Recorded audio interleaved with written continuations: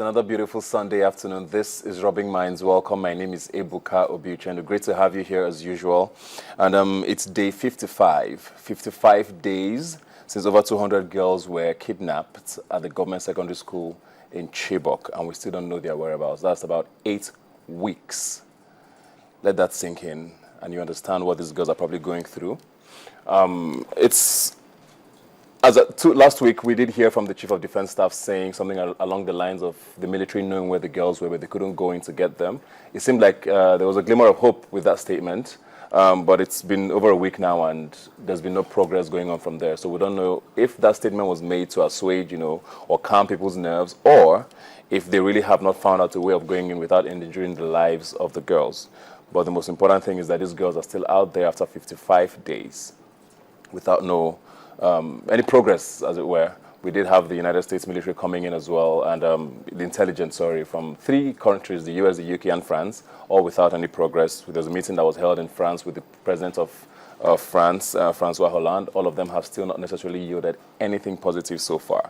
And when I say it hasn't yielded anything, I'm not just talking about the girls. I'm talking about security in general in the Northeast. We did have what I would call a devastating attack in parts of the Northeast. I think it was on Tuesday. It was a couple of villages, Goshe, Atagara, Agapalwa, and Aganja or something, where we had reportedly unconfirmed sources, but a lot of news media, both in Nigeria and internationally, reported that at least 500 people were killed. Apparently, these militants came into these villages dressed as soldiers and attacked these villages. 500 people. 500 people. That's a lot of Nigerians going, and it is sad to see that we are not making any headway with our security issues, and politics is seriously taking over the air. We're hearing reports about Ekiti State becoming heated. Apparently, the governor's convoy was shot at today by some policemen. Unconfirmed reports say about 2 people have died as a result. So it's like politics has become the issue. Now, Mr. President was there yesterday to rally with the candidate of the PDP. Nobody says you shouldn't have your campaigns, but the most important issues should not be ignored as a result, and that's all we ask for. Also, some news media did report that 10 generals and a few military men have been found guilty of collaborating with the Boko Haram sect. We don't know, the military refused to issue any statement, but they also didn't deny that. So we don't know if that is true or not, but it definitely does go a long way to show what a lot of people have been saying, that the military might have been compromised in all of this. And we hope that this might be a step in the right direction with, beginning to curb what is a serious national issue with us. I'm moving away now from security issues. Some sad news did hit Nigeria in the past week. First of all, the former Minister of Information and the woman who practically reformed NAFDAC, Professor Dora Akonyili, passed away sadly in India after a protracted illness. And then a day after, we did hear that the Emir of Kano, who had lived a very good life, a long life, passed away at 83 at Dubai. We do hope that they all rest in peace. We're going to take a very quick break now and be right back with more right here on Rubbing Minds.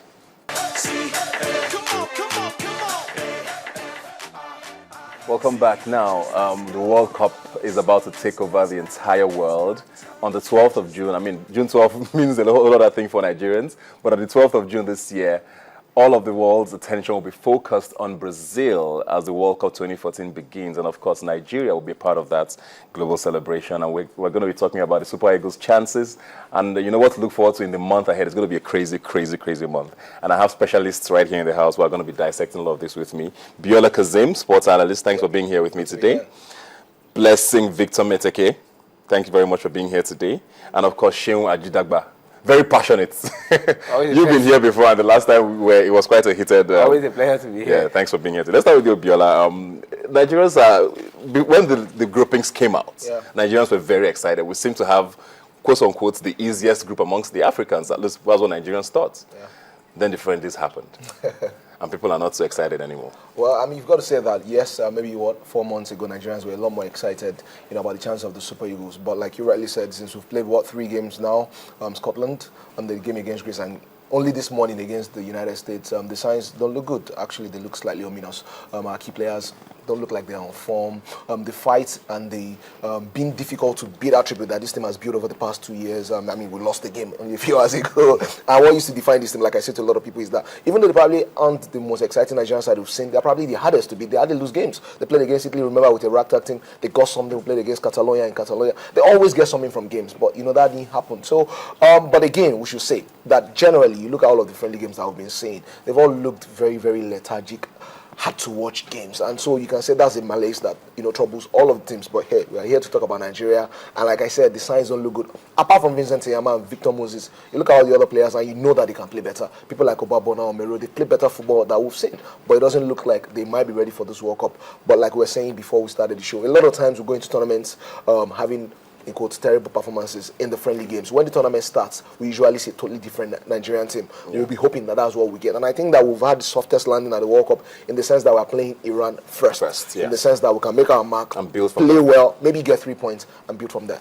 Now, we're going to go into the team list later, but I want to also go to you now. And something you mentioned there about friendlies.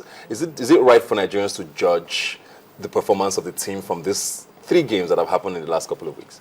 When going into a tournament as beautiful, as wonderful as the World Cup, everybody looks at you. Everybody wants to know what you have to give to the public, to the world.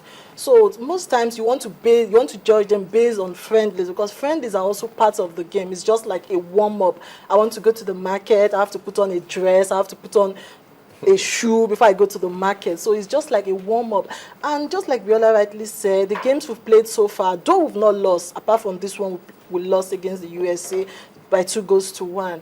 But looking at the game, there were some lapses, there were some, and just like you rightly said before the game, before we came on air right now, most of the players did not give us exactly what we expected. And some people that already said, Kechi, why go with those people? Why go with that people? They just add a landing ground. They just add something that they could hold on to. Okay, Yobo did not really play to expectation. But going into the World Cup, I see him playing well. I see him giving it his best. And it's going to be the most capped player in the history of the Super Eagles. So I see him giving it his best when the main icing comes on the cake. Yeah. You mentioned Yobo there, and I said that's going to be a whole other show if we decided to talk about Yobo today.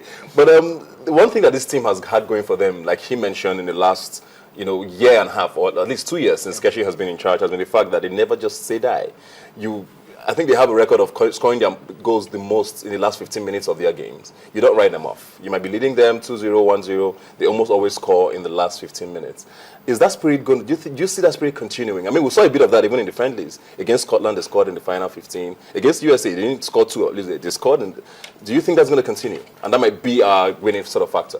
Well, prior to the game against the Americans, Keshi said that would be our best game. Because when we played against the Greek national team, he said they didn't play to instruction. Yeah. That it was the last 15 minutes that we began to play what he expected of them.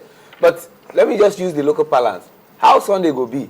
Now from Friday we go now. That is not to say that when we get to the World Cup, we're going to be abysmal. But you can argue for against on our preparation towards the World Cup. I think he takes off the pressure from us slightly. Let me draw an inference.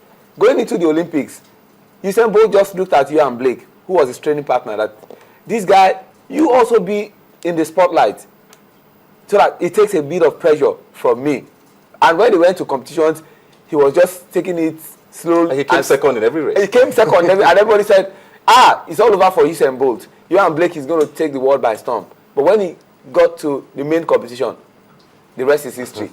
Now, coming to this one now, we are going into the World Cup as the last ranked team in our group. Left for me, nobody can convince me, not even Joseph Blatter, that ranking is not a farce. I like it. We are going there as 2 things. African champions. We must justify that position as African champions. Then secondly, it takes a bit of pressure from us that in the last 5 friendly matches this team has played, they've drawn 4 and of course lost 1. So Iran will think they have a shout against us. But I think that the boys know what they are doing. Players are picking up injuries here and there. So they don't want to give a clear picture of what they're going to be doing. The fights they have in them. I want to believe you because I'm so passionate about the Super Eagles.